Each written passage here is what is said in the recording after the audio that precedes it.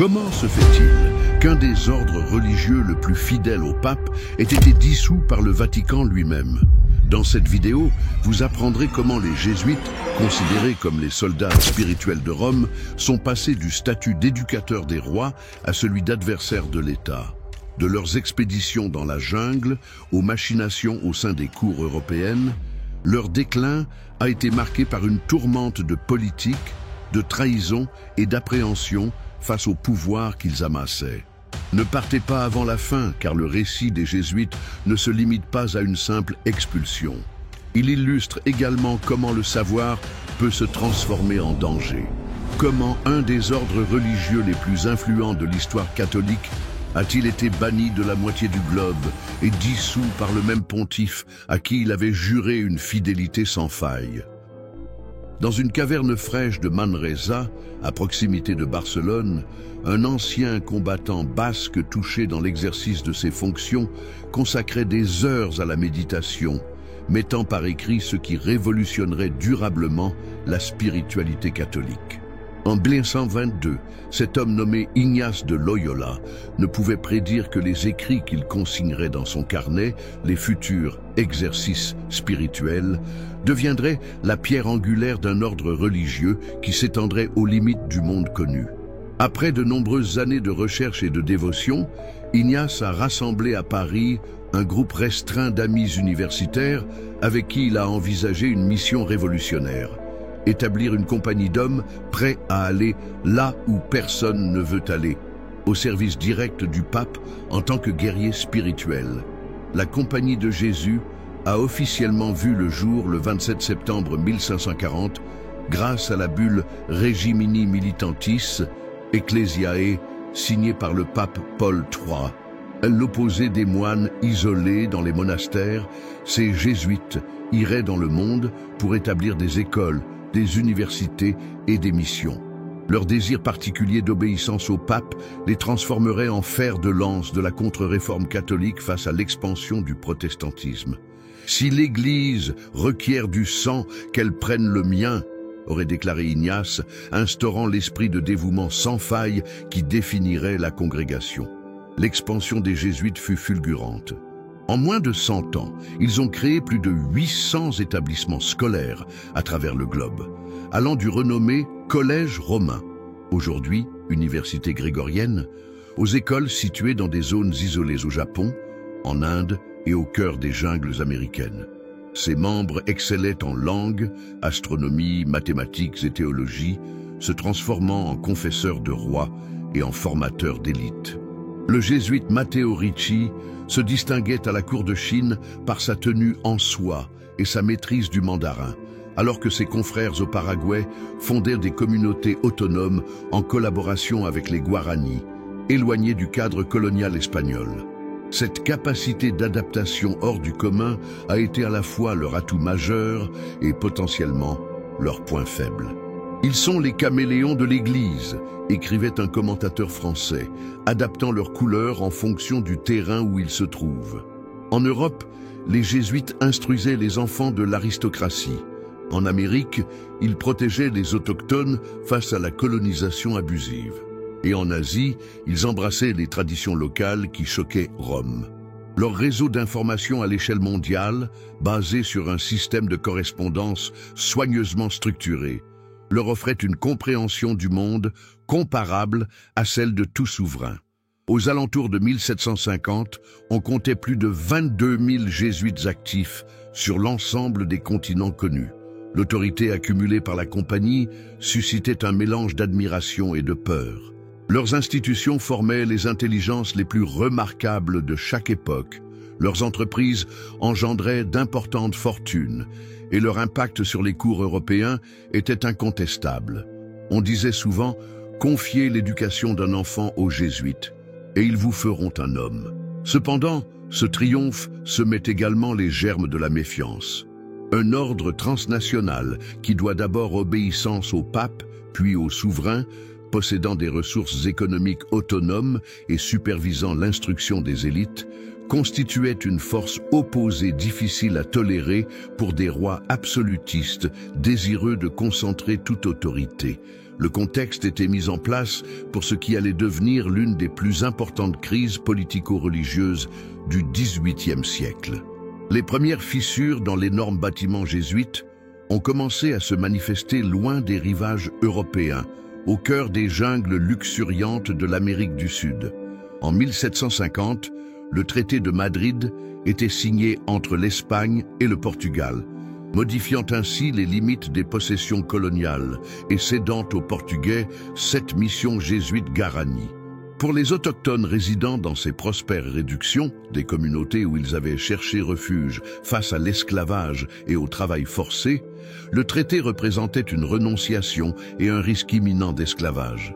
Nous avons édifié nos temples nous-mêmes, érigé nos hameaux à la force de notre labeur, et aujourd'hui, doit-on tout laisser derrière et s'en aller?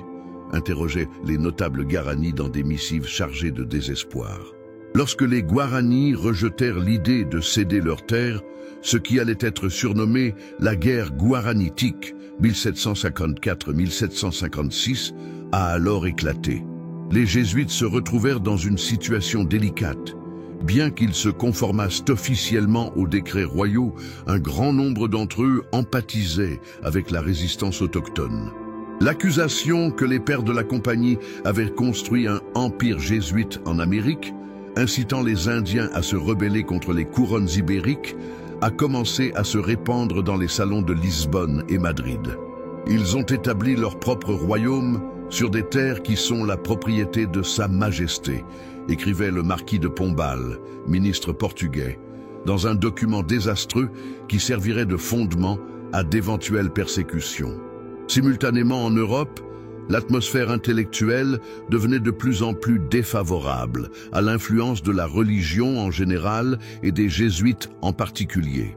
Les idéaux des Lumières, qui mettent l'accent sur la rationalité, l'avancement et la remise en question des traditions, s'établissaient progressivement au sein des élites. Formé par les jésuites, mais devenu leur détracteur le plus virulent, Voltaire a contribué à véhiculer l'image d'un ordre ambitieux, dogmatique et manipulateur. Dans son ouvrage Candide, 1759, il dépeignait les jésuites du Paraguay comme des tyrans qui dirigeaient un empire caché. Anéantir l'infâme, son fameux cri de guerre contre l'Église, sonnait particulièrement fort à l'encontre de la Compagnie, considérée comme le bastion du sectarisme religieux. Les tensions économiques exacerbent la problématique. Les missions jésuites cultivaient la yerba mate, le tabac, le coton et élevèrent du bétail, ce qui représentait une concurrence pour les intérêts des marchands et des propriétaires fonciers. En Europe, les collèges jésuites accumulaient des biens et des privilèges, suscitant la jalousie de certains. En 1755, aux Antilles, l'insolvabilité d'une entreprise commerciale sous la direction du jésuite Antoine Lavalette a conduit à un procès retentissant en France. Les tribunaux ont alors ordonné que l'ensemble de la compagnie soit tenu de régler des dettes colossales, établissant ainsi légalement la responsabilité partagée de l'ordre pour les agissements de ses membres. Le contrôle jésuite sur l'éducation, qui avait été leur plus grand atout pendant des décennies, est désormais sujet à méfiance. Ils étaient formés pour être les héritiers des élites, certes, mais avec quelles allégeances? N'enseignaient-ils pas de mettre l'obéissance à Rome avant le devoir envers la patrie? Ils ont la première voix dans l'éducation des jeunes et la dernière au chevet des puissants, avertissait un prospectus anonyme qui circulait à Paris. Les monarchies éclairées du XVIIIe siècle, engagées dans des programmes de centralisation étatique ambitieux, observaient avec une préoccupation grandissante cette instruction qui leur échappait. En seulement 10 ans, le climat a subi un changement radical. Les jésuites, qui ont l'habitude de naviguer facilement dans les sphères du pouvoir, commençaient à rencontrer des portes closes et des regards suspicieux. Leur faculté à s'adapter, qui les avait conduits aux extrémités du globe, semblait désormais faiblir dans les milieux européens en constante évolution. Comme l'avouait un jésuite provincial français en 1762, nous sommes devenus étrangers sur nos propres terres. Le premier acte du drame s'apprêtait à débuter et son décor se situerait au Portugal, où un ministre ambitieux et sans pitié guettait l'instant propice pour donner le coup d'envoi. Dans la nuit du 3 septembre 1758, alors que le roi Joseph Ier du Portugal rentrait en voiture d'une rencontre secrète avec sa maîtresse, plusieurs détonations ont perturbé l'obscurité. Les balles ont atteint le souverain sans pour autant lui être fatales. Apparemment ciblant la couronne portugaise, cette attaque donnerait à Sébastien José de Carvalho et Melo, qui deviendra le marquis de Pombal et premier ministre du royaume. Un prétexte idéal pour se débarrasser de ses adversaires. Avec une rigueur sans pitié, Pombal orienta l'enquête pour incriminer les familles aristocratiques qui étaient en désaccord avec ses réformes, surtout les Tavora. De plus, il réussit habilement à impliquer ses adversaires les plus influents, les jésuites. Un plan aussi odieux doit forcément avoir des cerveaux derrière tout ça, affirma Pombal lors du Conseil royal en désignant les jésuites confesseurs de la famille Tavora comme responsables.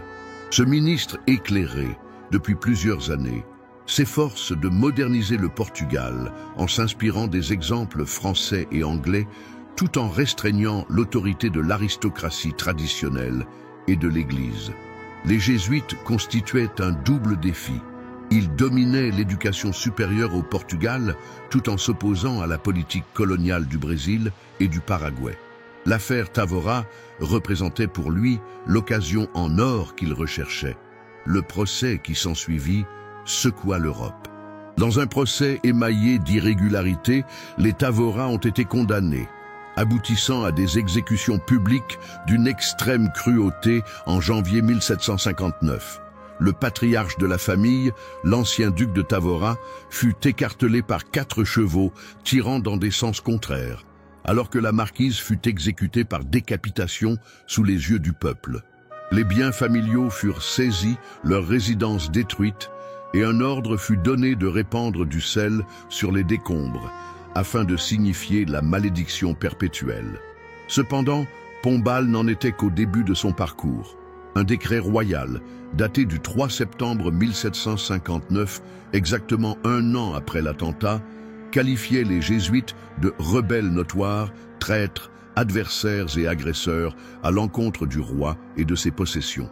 Environ 1700 jésuites portugais furent appréhendés lors de perquisitions nocturnes, organisées aussi bien dans la métropole qu'au sein des colonies brésiliennes et indiennes. Leurs biens, tels que les collèges, les églises et les plantations, furent transférés à la couronne, alors qu'ils étaient entassés dans des bateaux prenant la mer en direction des États pontificaux. De nombreuses personnes perdirent la vie durant le voyage à cause des conditions inhumaines. Les personnes qui ont essayé de combattre, à l'instar de Gabriel Malagrida, le confesseur de la famille Tavora, ont terminé sur le bûcher, accusés d'hérésie suite à leur soumission à l'Inquisition. Les mesures prises par Pombal ne se sont pas restreintes à l'expulsion physique. Il dirige une campagne mondiale de dénigrement des jésuites, sortant le compendium historique et la déduction chronologique, des travaux qui dépeignaient la compagnie comme un complot durable contre les monarques et l'intérêt général.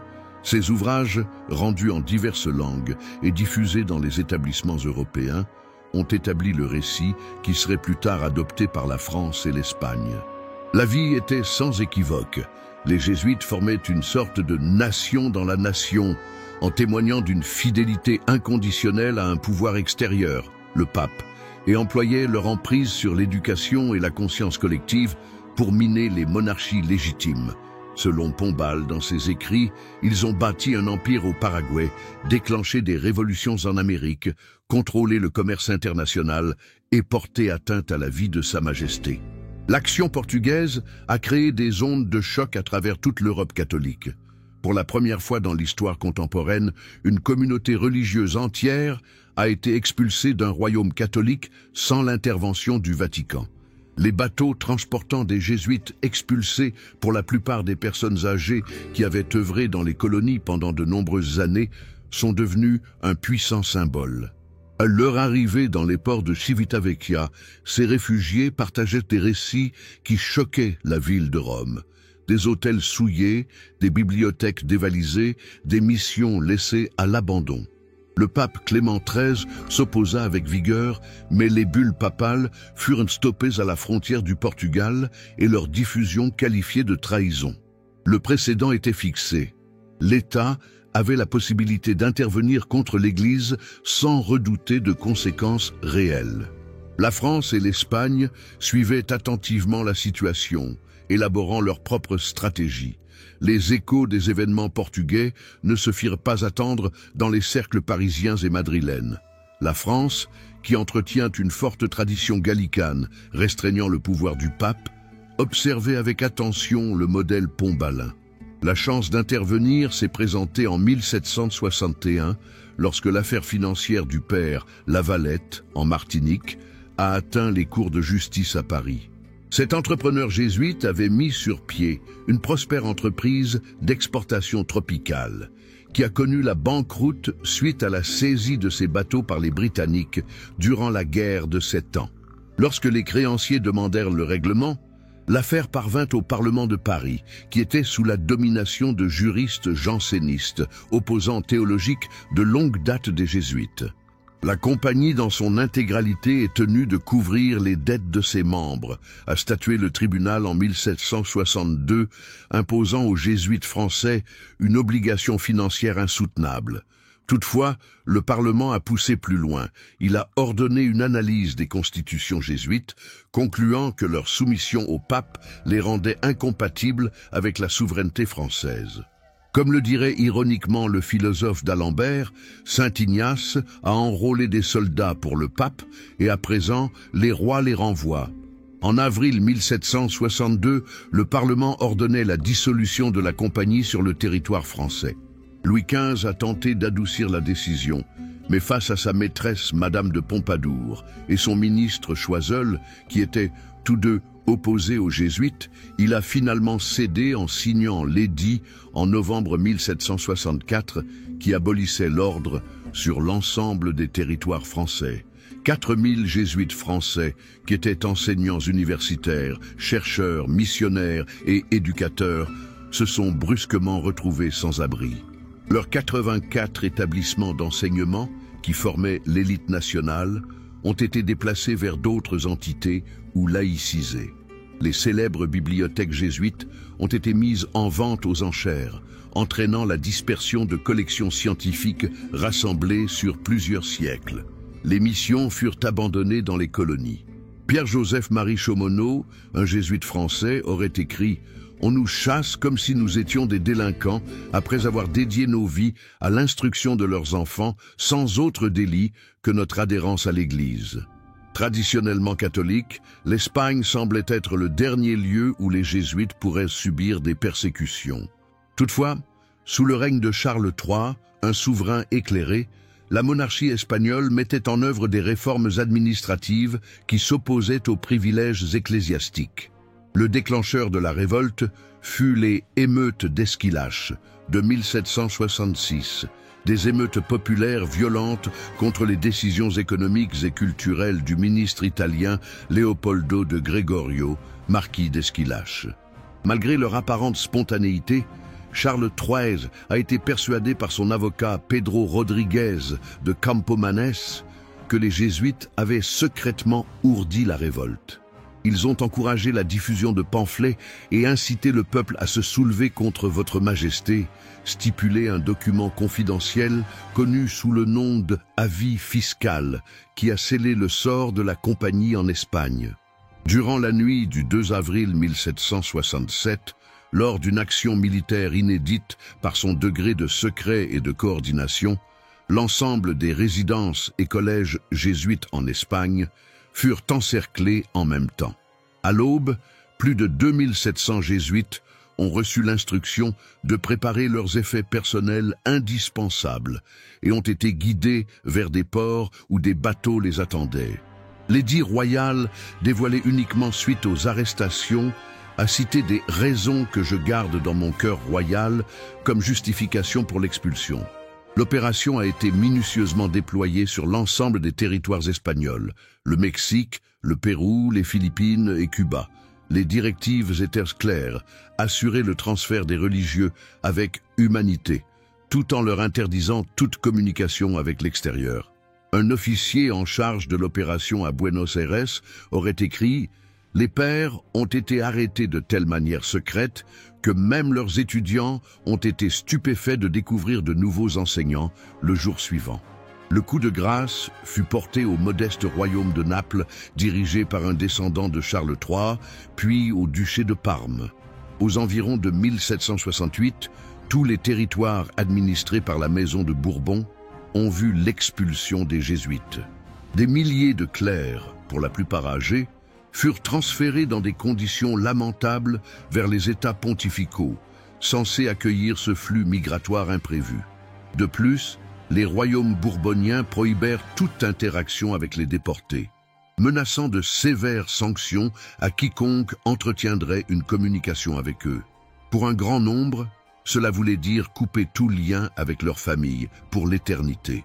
Un jésuite espagnol, ayant passé 40 ans dans les missions au Paraguay avant son exil, nota dans son journal « Nous connaissons la mort à 2 reprises, d'abord lorsque l'on nous sépare de nos œuvres et de nos confrères américains, puis lorsque notre corps finit par se défaillir. » Le calme nocturne de Rome était troublé par les roulements de carrosses massifs qui, escortés par des soldats, circulaient sur la Via del Corso.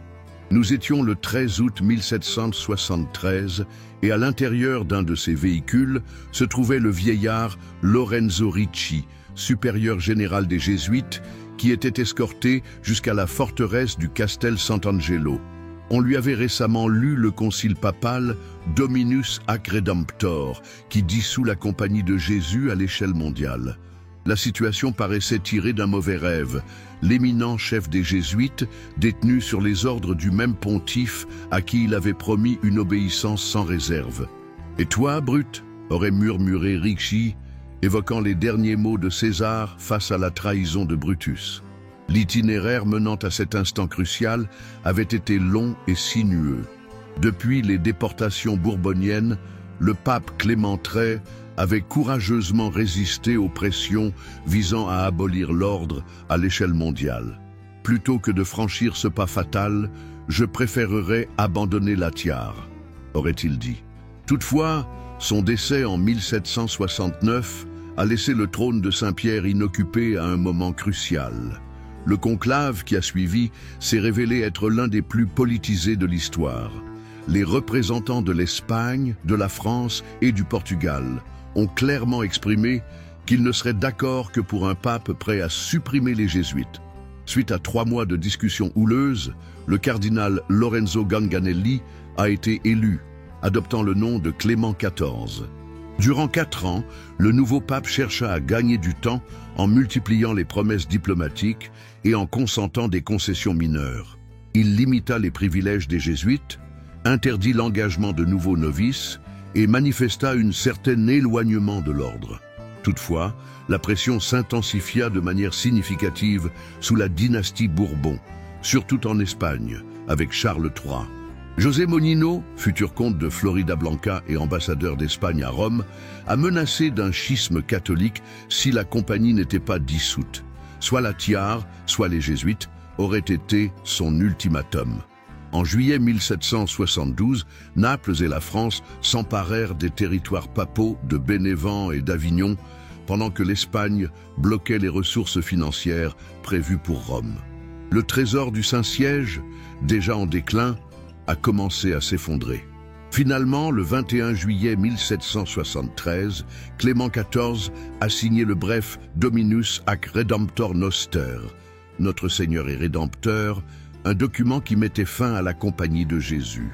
Au lieu de porter des accusations explicites de délit, le texte mentionnait plutôt ambiguïment des raisons sérieuses et la tranquillité de l'Église en tant que justification. Cependant, la mise en œuvre a été sans pitié. Le décret a été diffusé dans chaque demeure jésuite du monde catholique. Les membres ont été déliés de leurs vœux, leurs biens saisis et leurs dirigeants incarcérés. Suite à des interrogations concernant d'éventuels trésors dissimulés, Lorenzo Ricci a affirmé avec noblesse « La Compagnie de Jésus n'a pas donné raison pour sa dissolution. Toutefois, j'accueille avec patience et résignation la volonté de Dieu et celle du pape, son représentant sur Terre. L'impact a été dévastateur. Sans statut canonique, près de 23 000 jésuites à travers le monde se sont retrouvés. Les prêtres ont dû chercher des diocèses qui les accueilleraient. Les enseignants ont abandonné leur poste. Les missionnaires ont quitté des œuvres qu'ils avaient poursuivies pendant des décennies. Dans des zones telles que l'Inde et la Chine, des missions ont complètement échoué. Le système éducatif catholique, qui était dominé par les jésuites, a subi un coup dont la répercussion a pris des décennies à s'atténuer. De nombreux gouvernements ont saisi l'occasion d'instaurer des systèmes éducatifs publics en utilisant les biens saisis. Un diplomate vénitien aurait écrit « La chute des jésuites a entraîné la destruction d'un des plus grands édifices érigés par le génie politique et religieux. » La décision a tourmenté Clément XIV jusqu'à sa mort en septembre 1774, seulement 14 mois après avoir été supprimé. D'après les observations de ceux qui l'entouraient, ces derniers jours ont été assombris par des visions troublantes et un profond sentiment de culpabilité. « Eud compulsus feti »« Je l'ai fait à la force » aurait-il lancé à plusieurs reprises. L'historien catholique Ludwig von Pastor qualifierait par la suite cette suppression de « l'heure la plus honteuse de la papauté ». Une soumission au pouvoir profane qui allait à l'encontre de la tradition romaine de résistance. En célébrant leur triomphe, les monarques ont remis des médailles commémoratives portant l'épitaphe « L'extinction de la tyrannie jésuite », pendant que Voltaire exprimait avec ironie « J'ai vécu suffisamment longtemps pour observer la raison se venger des jésuites ». Cependant, l'histoire de la Compagnie de Jésus n'était pas encore close. À l'image du phénix, elle découvrirait des façons inattendues de perdurer malgré son extinction présumée. Comment un ordre religieux parvient-il à perdurer après sa mort officielle et à ressusciter avec énergie renouvelée 40 ans plus tard? Lorenzo Ricci trouva son dernier refuge au Castel Sant'Angelo, cette ancienne forteresse papale aux murs glacés qui avait servi de cellule pour les adversaires de Rome durant des siècles. L'individu qui avait conduit l'un des réseaux intellectuels et missionnaires les plus vastes à l'échelle mondiale était désormais enfermé dans une cellule de pierre d'à peine quelques mètres carrés. Son délit, occuper le poste de supérieur général d'un ordre qui n'avait plus d'existence officielle. Chaque jour, Ricci se réveillait sur sa couchette austère et se retrouvait face à la question « Comment en était-il arrivé là ?» Né à Florence en 1703, il avait dédié toute son existence à la compagnie, progressant dans la hiérarchie grâce à ses compétences intellectuelles et administratives pour être élu général en 1758, l'année où débuterait la persécution au Portugal. « Je suis un détenu, pas un criminel », Ricci inscrirait dans l'un des rares papiers qu'il parvint à faire sortir furtivement de sa cellule. Les interrogatoires auxquels il a été soumis visaient essentiellement deux éléments. La localisation de présumés trésors dissimulés que l'imagination populaire attribuait aux jésuites et des aveux concernant des complots politiques dirigés contre les monarchies européennes. Avec une dignité inaltérable, le vieil homme de guerre rejetait les deux allégations. Nos trésors ne sont que les livres de nos bibliothèques et les calices de nos églises, tous répertoriés et saisis. Toutes les conspirations sont fabriquées par nos adversaires. Il n'y en a pas d'autres. Ces interrogateurs, déçus par le manque de révélations spectaculaires, ont accru l'isolement qui lui était imposé.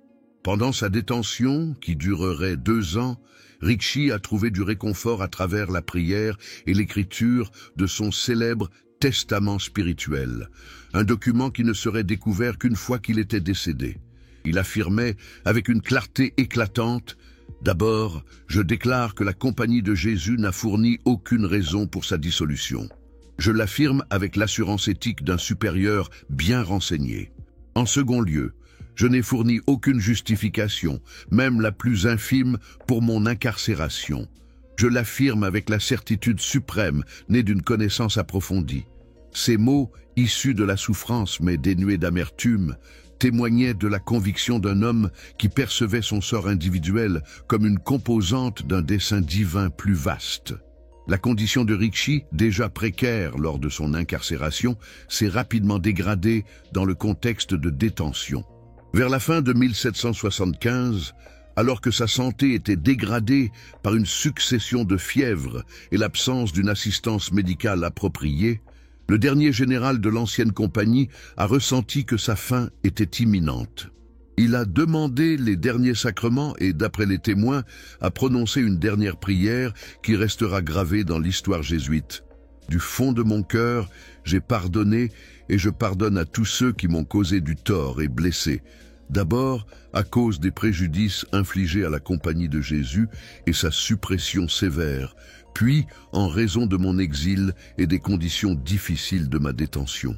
Lorenzo Ricci est décédé le 24 novembre 1775, ignorant que l'ordre qu'il avait servi jusqu'à son dernier instant trouverait des voies inattendues pour perdurer. Ricci a été inhumé en toute discrétion dans l'église jésuite du Jésus, lors d'une cérémonie à laquelle seuls quelques anciens jésuites ont pu assister sous une surveillance étroite. Il n'y avait pas de discours élogieux, ni de monuments commémoratifs, ni de distinction publique. Son décès paraissait sceller irrévocablement le sort de la compagnie. Toutefois, ce que ses ravisseurs n'ont pas saisi, c'est l'impact symbolique que son martyre silencieux allait acquérir pour les générations jésuites à venir. L'image du général âgé, loyal jusqu'à son dernier souffle, déclinant de condamner ses tortionnaires, pourrait bien se transformer en symbole de la résistance pacifique et de la foi en la providence qui définirait la restauration à venir. Comme pourrait le formuler un historien un siècle plus tard, la compagnie a découvert une graine de renaissance dans la mort de Ricci. Son sacrifice personnel a été le coup d'une renaissance à venir.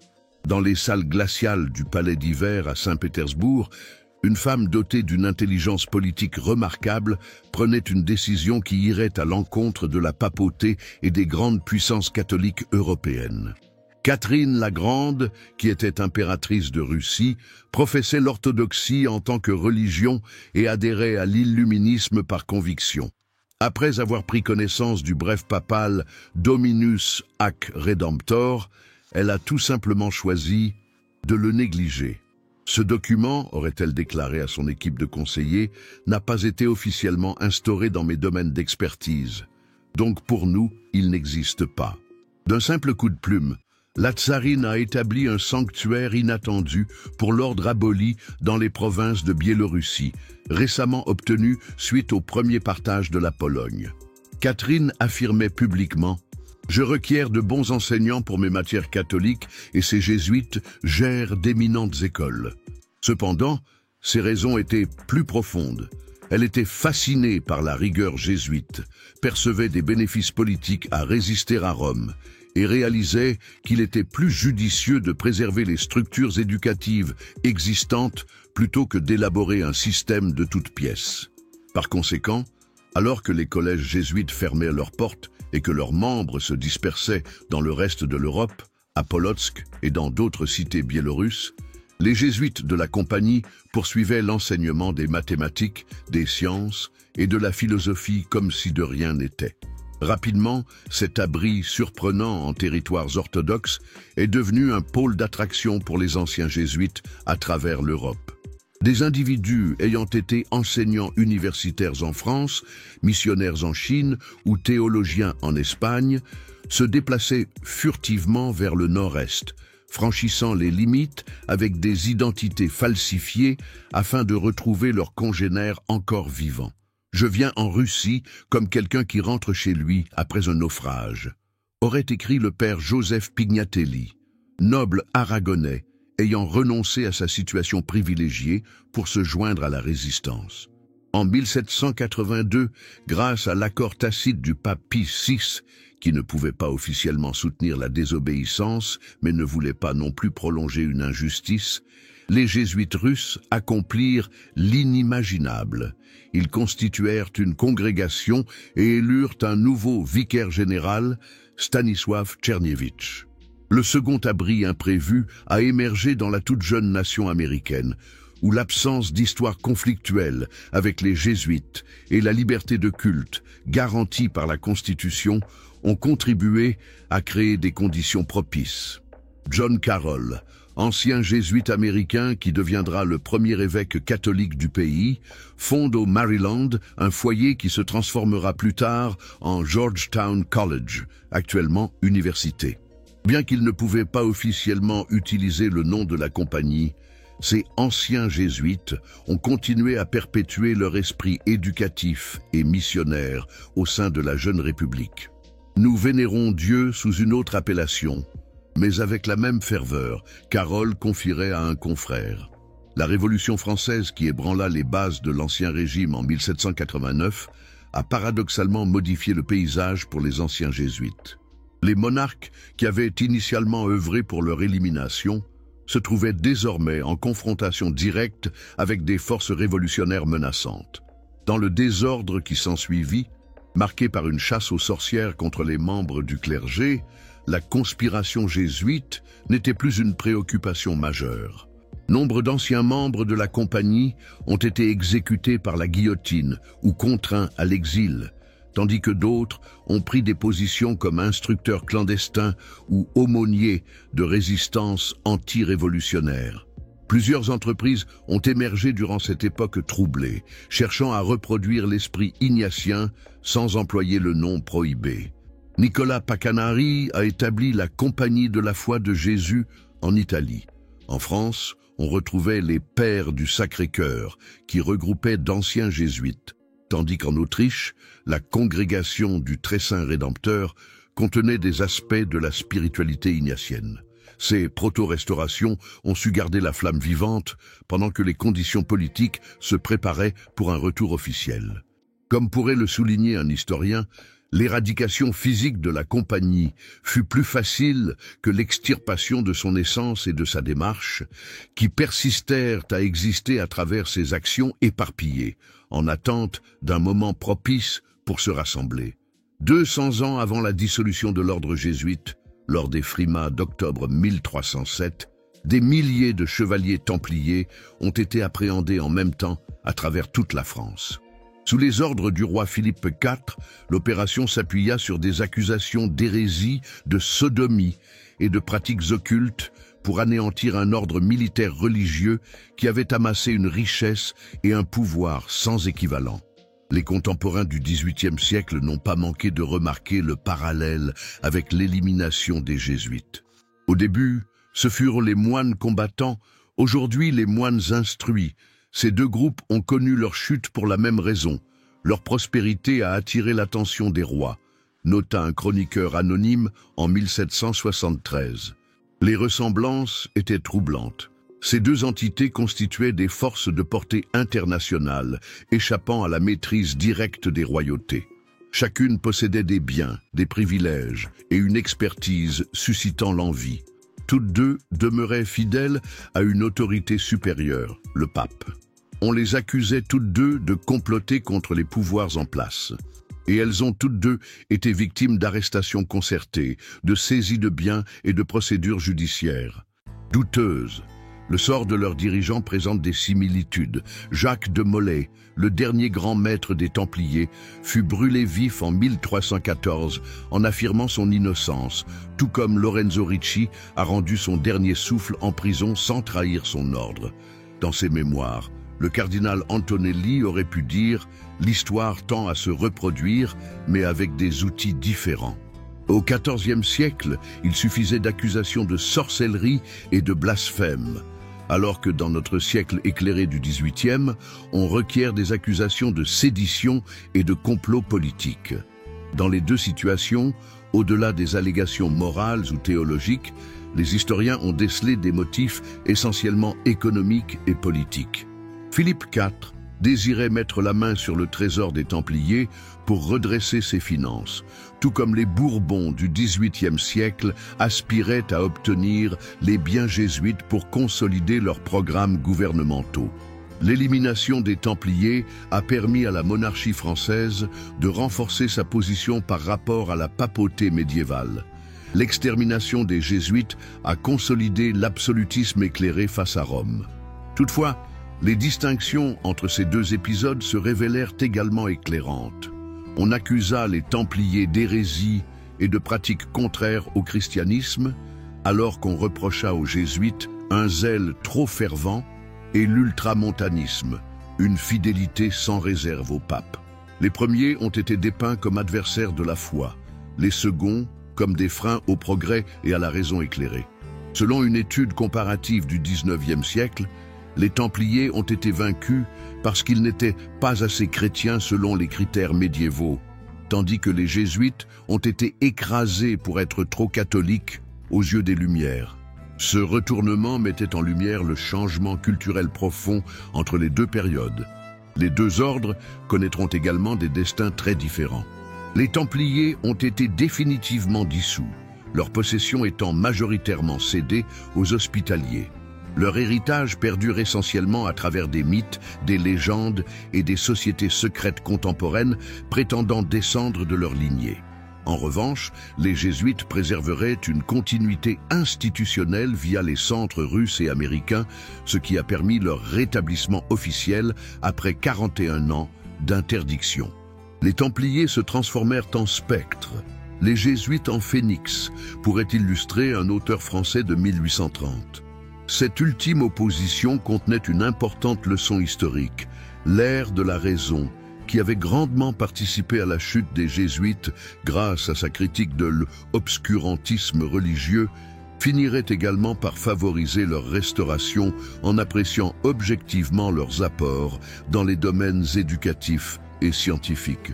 Le même siècle qui a vu naître Voltaire a également donné lieu à des fervents partisans des méthodes éducatives jésuites telles que Goethe, qui a déclaré « L'expulsion des jésuites fut un acte de barbarie contre la culture qu'aucun progrès ultérieur n'a pu compenser. » L'histoire des Templiers est restée scellée par le bûcher de l'Inquisition. Les jésuites pourraient avoir la chance d'un deuxième acte lorsque le pendule culturel commencera à se balancer de nouveau. Le 7 août 1814, à l'aube, un groupe d'hommes âgés s'était rassemblé dans l'église du Jésus à Rome. La majorité avait plus de 70 ans, leur visage témoignant de plusieurs décennies d'exil, d'incertitude et d'espoir persistant. Ils étaient les derniers membres de l'ancienne compagnie, rassemblés pour écouter la lecture de la bulle papale Sollicitudo Omnium Ecclesiarum, par laquelle Pie VII a formellement rétabli l'ordre jésuite. Lorsque le cardinal Pacca acheva la lecture du document, des larmes ruisselaient sur les joues ridées de ces anciens combattants qui avaient attendu cet instant pendant 41 ans. « Morior in pace »« Je meurs en paix », murmura l'un d'eux, se rappelant les mots du vieux Siméon dans l'Évangile alors qu'il tenait l'enfant Jésus. La restauration de 1814 ne représentait pas simplement un retour à l'état antérieur. La compagnie renaissante voyait le jour dans un univers métamorphosé par des révolutions de nature politique, industrielle et intellectuelle. Les monarchies absolues qui avaient persécuté les jésuites sont désormais en déclin ou détruites. Leurs critiques éclairées appartiennent à un autre temps. Le libéralisme révolutionnaire était considéré comme le nouvel adversaire idéologique. Ironiquement, les jésuites, qui n'étaient pas précédemment perçus comme une menace pour l'autorité royale, ont été accueillis par de nombreux monarques conservateurs en tant que barrière contre les idées républicaines. Pour éduquer de jeunes sujets fidèles au trône et à l'autel, nous avons besoin des jésuites, aurait déclaré Ferdinand VII d'Espagne en autorisant leur retour. Toutefois, cette restauration a eu un impact inégal. Des nations telles que la Russie, qui avaient soutenu les jésuites pendant leur suppression, ont finalement décidé de les expulser peu après, 1820, craignant une conversion de l'aristocratie. En 1815, l'Espagne les réintégra, puis les exila de nouveau en 1820, les rétablit en 1823 et finalement les expulsa une fois de plus en 1835. La France, le Portugal, les États italiens ainsi que les républiques latino-américaines affichèrent une attitude ambivalente, accueillant puis chassant les jésuites en fonction des fluctuations de la conjoncture politique. Nous agissons comme le baromètre du conservatisme européen, écrivait en 1830 un provincial jésuite avec ironie. Lorsque les gouvernements se déplacent vers la droite, ils font appel à nous. Lorsqu'ils inclinent vers la gauche, ils nous mettent dehors. En dépit de ces obstacles, la compagnie restaurée fit preuve d'une vitalité étonnante. De 1814 à 1850, le nombre de jésuites a augmenté, passant de seulement 600 membres à plus de 5000. Ils ont créé de nouvelles structures d'enseignement, des publications intellectuelles telles que la Civiltà Cattolica, et ont mis en place des missions dans des régions inédites comme les États-Unis, l'Australie et l'Afrique. L'ordre a évolué vers le monde industriel, en créant des ministères urbains parmi les travailleurs et en instaurant des écoles techniques. Des personnalités comme Pierre-Jean de Smet, missionnaire auprès des peuples autochtones d'Amérique du Nord, ou Angelo Secchi, astronome précurseur en spectroscopie stellaire, ont prouvé que l'esprit novateur des jésuites perdurait. L'identité jésuite a été profondément modifiée par la suppression et la restauration. Avant 1773, la compagnie avait été marquée par une certaine adaptation culturelle avec les élites. Cependant, l'expérience de l'exil et de la persécution l'a conduite à adopter des postures plus conservatrices. Sous le généralat de Jan Ruthaan, 1829-1853, l'accent a été mis sur un retour aux racines ignatiennes, consolidant la rigueur interne et l'orthodoxie théologique. Ruthaan écrirait: « Nous avons appris à faire preuve de plus de prudence face aux puissances de ce monde, tout en faisant preuve de plus d'audace dans notre quête spirituelle. » Durant le 19e siècle et une large portion du 20e, la compagnie serait caractérisée par ce paradoxe manifeste, un conservatisme théologique associé à l'innovation apostolique. L'épisode de l'expulsion des Jésuites, marqué par une tragédie d'oppression et de survie, a laissé d'importants enseignements historiques concernant les rapports entre l'Église et l'État, le pouvoir de l'instruction et la résistance institutionnelle. Il a illustré comment les entités multinationales pouvaient contester les frontières du pouvoir national, anticipant ainsi les discussions modernes sur la mondialisation et la souveraineté. Il a démontré que les idées, une fois diffusées par l'éducation, peuvent perdurer au-delà de leurs auteurs initiaux. Et il a affirmé que lorsque les institutions sont guidées par des principes solides, elles peuvent démontrer un remarquable degré de résilience face à l'adversité politique. 200 ans après sa réinstauration, la Compagnie de Jésus demeure un des ordres religieux les plus importants et influents du catholicisme, supervisant des universités, des observatoires astronomiques, des publications intellectuelles et des missions en zone de conflit. Cette assemblée comprenait des scientifiques, des théologiens, des militants des droits de l'homme et un pape. Cet ordre, qui a été rayé de l'histoire par décision royale et papale, non seulement a survécu, mais a trouvé de nouvelles façons de rester pertinent à travers chaque époque ultérieure. Comme l'a exprimé le théologien Karl Rahner, les jésuites ont tiré de leur suppression la leçon la plus ignatienne qui soit, que les échecs apparents, vécus avec foi, peuvent se transformer en nouvelles voies de service. L'épisode de l'expulsion et du rétablissement des Jésuites figure parmi les moments les plus captivants et compliqués de l'histoire contemporaine. Elle représente les conflits constants entre l'autorité spirituelle et la puissance temporelle, entre les allégeances nationales et mondiales, entre la tradition et l'évolution. Mais avant tout, elle illustre l'incroyable aptitude des organisations humaines, lorsqu'elles sont guidées par un idéal supérieur, à traverser les crises politiques les plus graves et à se réinventer avec une nouvelle mission.